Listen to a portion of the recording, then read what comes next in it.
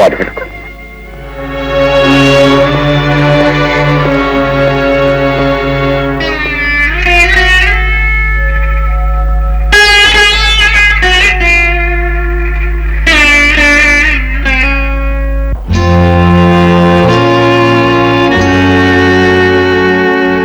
మా కంటి పాపకి మాణిక్య హారతి,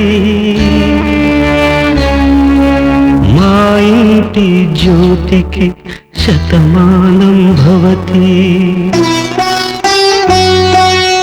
అవుతుంది ఈ పిల్ల పెళ్లి కూతురు, అవుతుంది ఈ పిల్ల పెళ్లి కూతురు.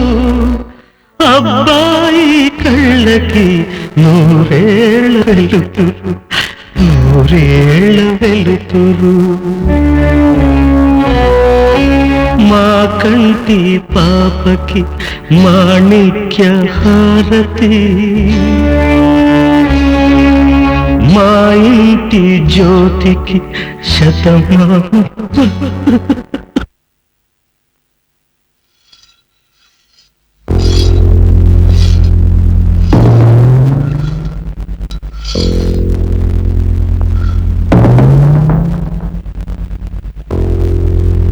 బాబు క్రాంతి, ఇలా ఒంటరిగా నీలో నువ్వు కుమిలిపోతుంటే ఇక ఆడపిల్లలకి ధైర్యం చెప్పేదెవరు? నేను కుమిలిపోవటం లేదనుకోరు, కసితో రగిలిపోతున్నాను. నా గుండె అగ్నిపర్వతంలా మారి మండుతుంటే అతి కష్టం మీద నన్ను నేను నిగ్రహించుకుంటున్నాను. క్రాంతి అంకుల్, నా బంగారు చెల్లెలు మనసు పడ్డ ఆ గోపిని అతి దారుణంగా హత్య చేస్తున్న ఆ మృగాల్ని వదలను. వాళ్ళని వేటాడి వెంటాడి చీల్చి చీల్చి చంపుతాను. ఆ దేవుడే దిగొచ్చి అడ్డుపడినా సరే వాళ్ళను మాత్రం వదిలిపెట్టను. డాక్టర్, అవును, చూపు పోయిందనే విషయం షాక్ అవ్వకుండా ఆమెకు తెలియచేశాం.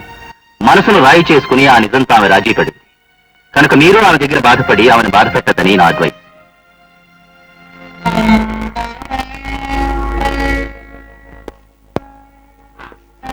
అన్నయ్య, వచ్చావా అన్నయ్య? లక్ష్మి, నాకు చూపు పోయిందని బాధపడుతున్నావా? వద్దన్నయ్య, వద్దు. లక్ష్మి, నీ చూపు పోతే నా కళ్ళే పోయినట్లమ్మా. ఏమిటన్నయ్యా అలా చిన్నపిల్లల్లా బాధపడుతున్నావేంటి? లక్ష్మి, రాధా, మీరిద్దరూ నాకు రెండు కళ్ళై నాకు చూపులేని లోటు తీరుస్తారా? అవేమట్లమ్మా, మీరిద్దరూ నాకు తోడుండగా నాకు చూపు ఉంటేనే లేకపోతేనే.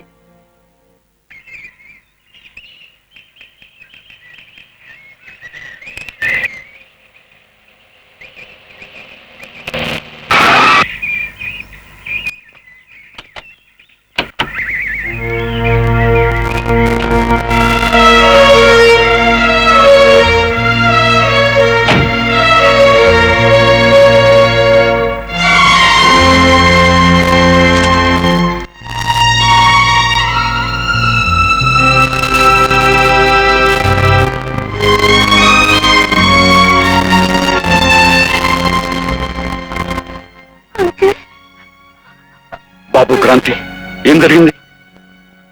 ఆ యాక్సిడెంట్ లో చెల్లికి కళ్ళు పోయాయి అంకుల్.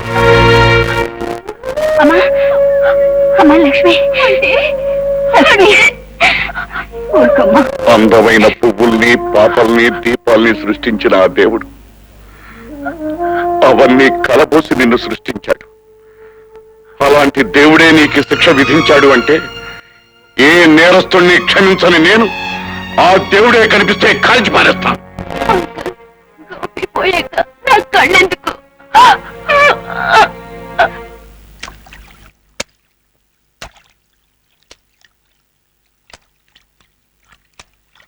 చాలా ఇదైన ప్లాన్ వేసినందుకు నీకు బహుమానం తీసుకో. చాలా సంతోషం సార్, మీ గొప్ప మనసుకు నువ్వే తీసేసుకోకు. నువ్వెంత ఇదిగా ప్లాన్ వేశావో వాడు అంత ఇదిగా సహకరించాడు కనుక సగం వాడికి. నా సర్వీస్ మీరు గుర్తించినందుకు చాలా సంతోషం బాస్. ఆగు, డబ్బును చూసి మరీ అంత ఉత్సాహపడిపోకూడదు. నీది 2 షాల్తీల్ని లేపవలసిన బాధ్యత కాని చచ్చి చెడి ఎలాగో అలా ఇదై ఒక స్పెషాలిటీనే కదా లేపావు అంచేత నువ్వు సగమే తీసుకో. మరీ అంత ఏడుపు మొహం పెట్టేకు. ఆ పులిగాడి చెల్లెలు గుడ్డిదైపోవడానికి ఓ రకంగా నువ్వే కారకుడివి కనుక తీసుకో నా బహుమానం. Thank you boss, thank you.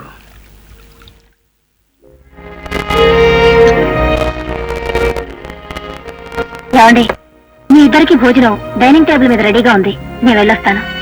రాజా, ఒక మాట. ఏమిటి లక్ష్మి? అన్నయ్య ఇంతకాలం రాధికి తోడుగా ఉండే వాళ్ళన్నీ లేడు కదా, మరి ఒక్కతే రాధ ఎలా ఉంటుందో ఒక్కసారి ఆలోచించావా? నా అన్న వాళ్ళు ఎవరు లేని రాధకి మనిద్దరం తోడుగా ఉండడం మంచిది. ఏమంటావు? నువ్వు చెప్పింది నిజమేనమ్మా, కానీ లక్ష్మి, ఏ బంధం లేకుండా ఇక్కడ ఎలా ఉండటమా అనుకుంటున్నావు కదూ? ముందు ముందు నా వదిన కాబోతున్నా, నా మాట కదలకు. అలాగే లక్ష్మి.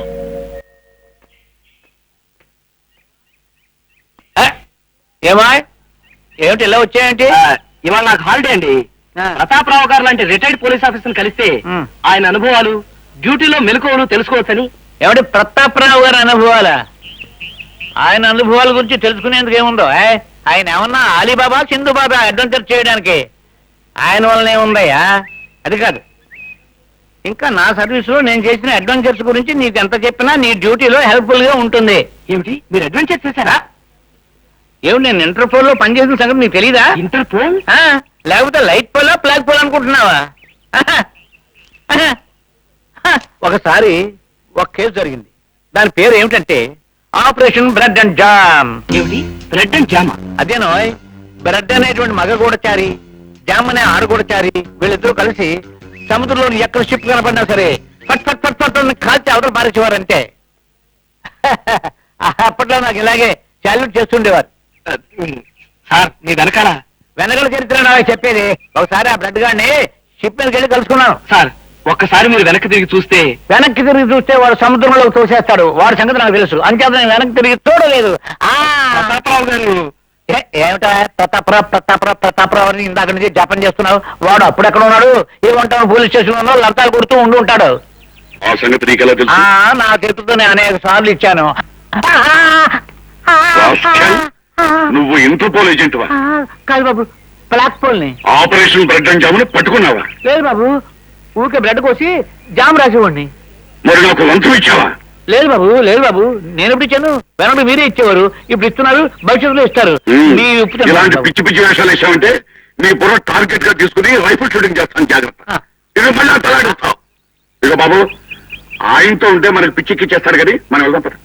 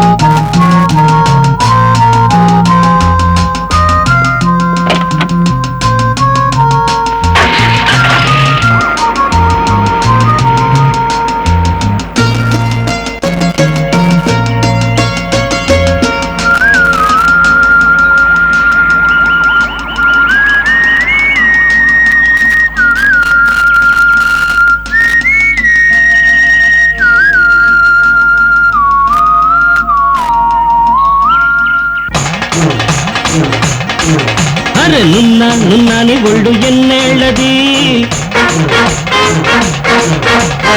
సన్న సన్నాని నడుము ఎన్నేళ్ళది,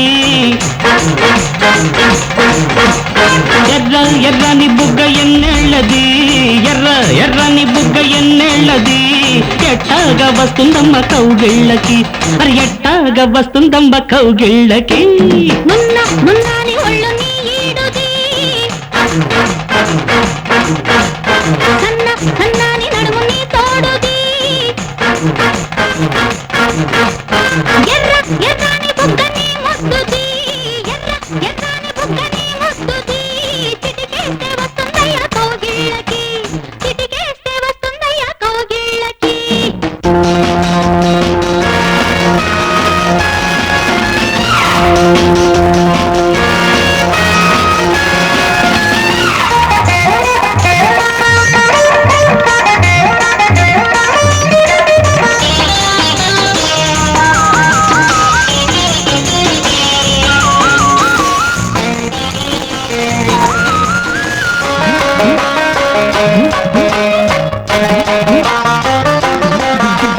మొత్త బుద్ధి పుడుతోంది నీ నెత్తన, మోజు కొద్ది నీ బుగ్గ నేనొస్తన, 20 ఏళ్ల పరువాలు 60 కళ్ళల అందాలు, ముద్దాడి ముద్దాడి మురిపించనా, చిక్కమన్న కౌగిలింతలో చిక్కన, చీకటింటి బిందులన్నీ వడ్డించనా, చెరకు తీపి పెదవుల్లో దొరికే ముద్దు పదవుల్లో తేలించి తానించి లాలించనా.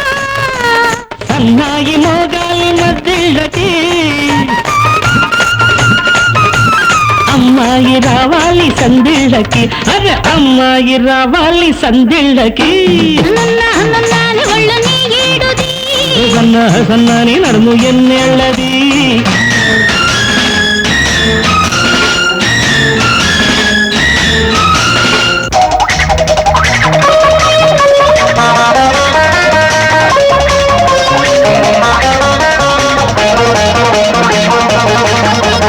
పక్క వేసినట్టుంది నీ పక్కన, చుక్క పొడిచినట్టుంది నీ దిక్కున, సూర్యుడు చూడని గంగల్లో, చంద్రుడు చూడని కలువల్లో, నాగున్న అందాలు అందించనా.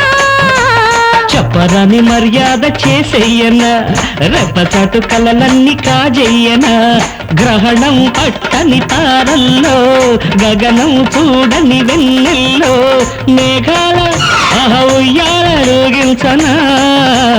ఆ కళ్ళు వెయ్యాలి నా కళ్ళకి, సంకెళ్ళు వెయ్యాలి సందిళ్ళకి, సంకెళ్ళు వెయ్యాలి సందిళ్ళకి. అరే నున్నని ఒళ్ళు ఎన్నేళ్ళది, సన్నా సన్నాని నడుము నీ తోడుది, ఎర్ర ఎర్రని బుక్క ఎన్నేళ్ళది, ఎర్ర ఎర్రని బుగ్గ నీ ముద్దుది, ఎట్టాగా వస్తుందమ్మ కౌగిళ్ళకి. చిటికేస్తే